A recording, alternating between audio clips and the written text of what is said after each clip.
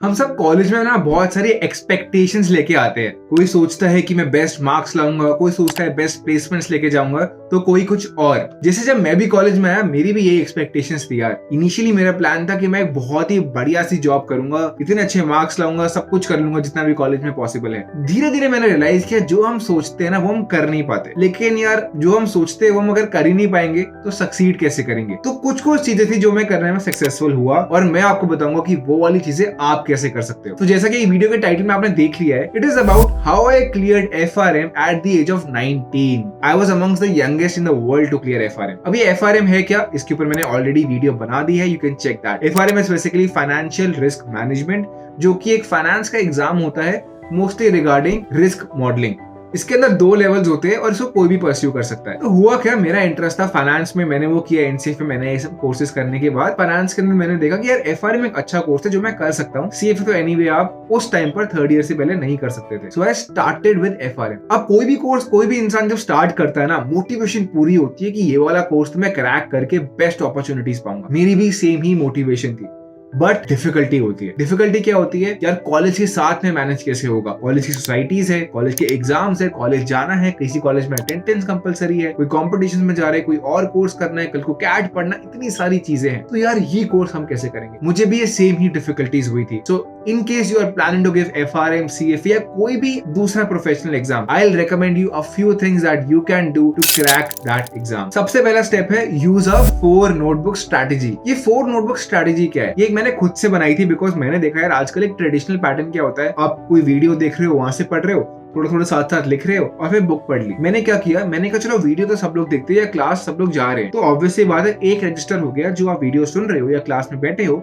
उसमें जो भी इंस्ट्रक्टर बता रहा है इंपॉर्टेंट वो आपने लिख लिया। दूसरी रजिस्टर में मैंने क्या किया कि जब भी मैं सेल्फ स्टडी करूंगा ना, कोई भी बुक होगी उसके लिए पढ़ने के लिए, मैं साथ में एक अपना रजिस्टर रखूंगा जहां पे मैं अपने खुद के नोट्स बनाऊंगा, शॉर्ट में क्रिस्प नोट्स, जो मेरे को एग्जाम से पहले बहुत काम आने वाले हैं। क्योंकि एग्जाम से पहले 5-6 बुक साथ में तो मैं नहीं पढ़ सकता। तो मैं क्या करता था, इंपॉर्टेंट पॉइंट लिख दिया ब्लू पेन से, बाकी कोई क्वेश्चन हुआ ब्लैक पेन से लिख दिया, बाकी नोट्स रेड पेन से बना दिया, ऑरेंज पॉइंट से कुछ और हाईलाइट कर दिया, बहुत ही सुंदर तरीके से। ऑल द मेरी राइटिंग इतनी अच्छी नहीं है, मैं कोशिश करता था कि मैं उसको बना पाऊं, यहाँ की मैं उसको अपनी कम्युनिटी में भी शेयर कर दूंगा, अगर आपको देखना है वो बनाओ, वो बहुत हेल्पफुल है। Third thing that I used to do was make a formula notebook, जो शायद कुछ लोग ऑलरेडी करते होंगे। FRM जैसे एग्जाम में, फाइनेंस मैथ्स जैसे एग्जाम्स में बहुत सारे फॉर्मूलाज होते हैं, तो उनको एक जगह पे लिख लो ताकि आप उसको रिवाइज कर पाओ। ब्रश करते हुए पढ़ लिया, ट्रैवल करते हुए पढ़ लिया, कुछ अगर इंपॉर्टेंट काम नहीं चल रहा है साइड बाय साइड तो साथ साथ उसको देख लिया। एक टाइम बाद आप रियलाइज करोगे कि यार आपको ऑलरेडी बहुत चीजें याद हो चुकी होगी। लेट्स से मेरा एग्जाम 4 महीने बाद है, मैंने एक चैप्टर करना शुरू कर दिया। उस चैप्टर को करने के बाद उसके फॉर्मूलाज अभी से लिख दो।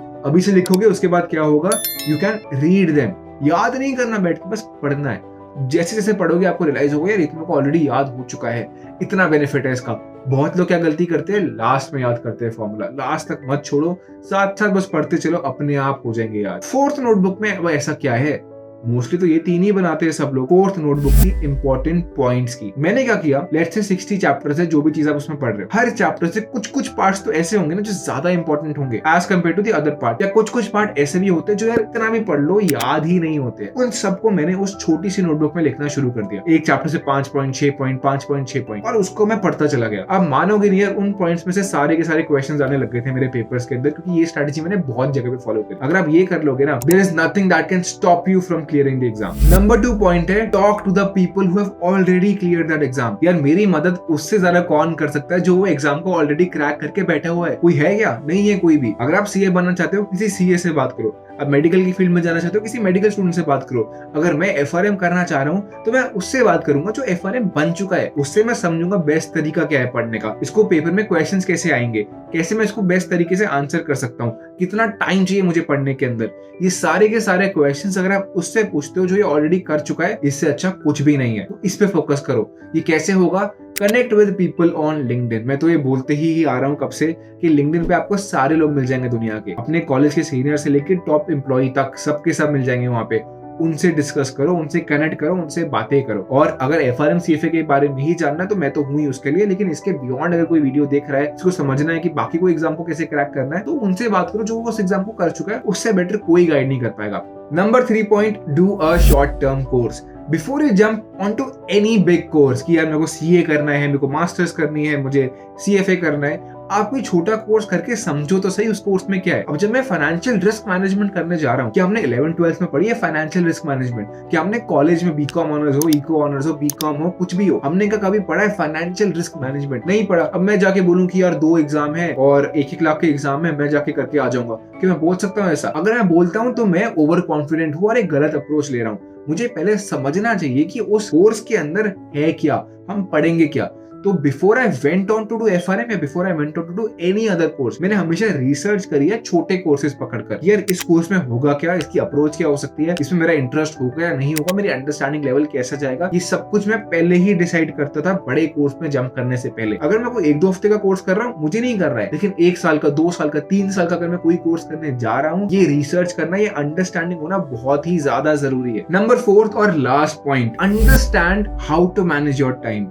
ये टाइम मैनेजमेंट वाला जो बात है ना यार, ये सब लोग बोलते हैं लेकिन प्रैक्टिकली कोई बताता नहीं कि मैं ये करूं कैसे। तो मैं बता रहा हूँ कैसे करना है। इसको पेन और कॉपी लेकर लिख लो। सबसे पहले तो write down your main time, कि आपका मेन टाइम दिन में जाता कहाँ है, सोने में जाता है, ट्रैवल में जाता है, कहाँ पे जाता है। उसके बाद जब मेन टाइम हट जाता है ना, कि खाना खाने का टाइम, तैयार होने का टाइम, सोने का टाइम हट गया, तो देखो कि आपके पास कितना टाइम बचा है दिन में, 15 घंटे, 14 घंटे, 13 घंटे, कुछ भी वो आंसर आ सकता है। उसके बाद देखो कि आप दिन में उन 14 घंटे में प्रोडक्टिव टाइम जो आपका होता है, आप क्या क्या करते हो, उस पूरे एक शीट में लिख लो उसको कि यार मैं ये सारे काम करता हूँ 14 घंटे में, कॉलेज जाता हूँ या जॉब जाता हूँ या फिर मैं इंटर्नशिप कर रही हूँ, कुछ भी हो सकता है। वो हर एक का अपना अपना आंसर आएगा। उसके बाद देखो कि ये सब कुछ करने के बाद कितना टाइम प्रोडक्टिव आवर्स में से आपके पास बच रहा है। फिर आप देखो कि आपको जो एग्जाम देना है उसमें कितना टाइम बचा है, और उस टाइम में से 6 महीने बचे हुए पेपर देने के लिए, और आपका प्रोडक्टिव टाइम में आप दिन में 2 घंटे निकाल सकते हो। तो कैलकुलेट करो, अगले 180 दिन के अंदर मैं 2 घंटे निकाल सकता हूँ, तो 360 घंटे के अंदर क्या ये पेपर होगा या नहीं होगा,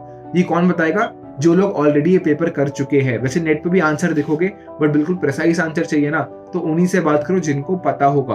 अगर मेरे से पूछोगे FRM करने के लिए 200 घंटे बहुत है, 200 से 250 घंटे बहुत होते हैं FRM लेवल 1 क्रैक करने के लिए। अगर आप एक बिगिनर भी क्यों ना हो, कॉलेज जाते हो, जॉब जाते हो, डजंट मैटर, 200 से 250 घंटे बहुत होते हैं। तो आप देखो कि आप क्या अगले 6 महीने में 200-250 घंटे निकाल पाओगे? अगर निकाल पाओगे, देन अकॉर्डिंगली अपना स्केड्यूल बनाओ और फिर प्रिपरेशन शुरू करो। रैंडमली जंप मत करो किसी भी चीज के अंदर। ये थे मेरे 4 points on how to clear FRM at the age of 19 या फिर how to clear FRM in college. मैं और भी कोर्सेज के लिए और भी स्ट्रैटेजीज लाता रहूंगा। For more such strategies subscribe to my channel. और अगर कोई भी क्वेश्चन हो, कोई भी स्पेसिफिक टॉपिक पे वीडियो चाहिए, let me know in the comments.